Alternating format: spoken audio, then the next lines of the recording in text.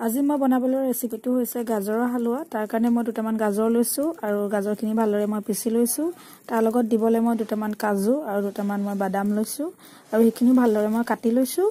আৰু এখন কেৰাহী পাতিলোঁ, তাতে মই আপোনাৰ ঘিউ দি দিছোঁ আৰু ঘিউ দি পেলাই ভালদৰে মই যিখিনি আপোনাৰ কাজু আৰু বাদাম আছিলে সেইখিনি অকণমান দেৰি ভাজি লৈছোঁ।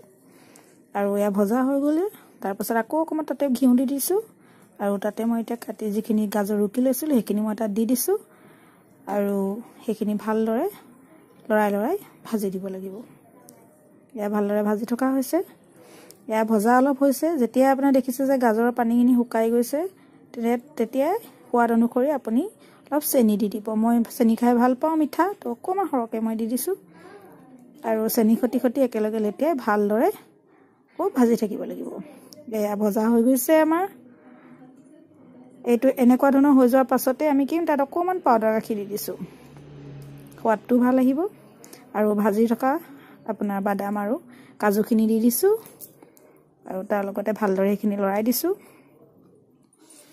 আৰু এইখিনি লৰাৰ পাছতে মই ইয়াত কি দিছোঁ, আপোনাৰ গাখীৰ দি দিছোঁ আৰু গাখীৰ দি পেলাই ধুনীয়াকৈ দুকাপ গাখীৰ দিছোঁ আৰু গাখীৰ দি পেলাই ভালদৰে মই এইখিনি লৰাই দিম।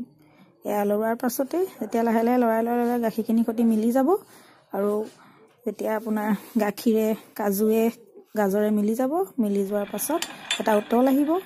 উতলটো অহাৰ পাছতে আমাৰ প্ৰায়খিনি ৰেডি হৈ গৈছে আৰু সম্পূৰ্ণ শুকাই গৈছে এনেদৰে। আৰু এয়া চব খাইটো মোৰ বহুত ভাল লাগিলে। আপোনালোকেও এবাৰ এনেকৈ টেষ্ট কৰি চাব। আজিলৈ ৰাখোঁ, ধন্যবাদ।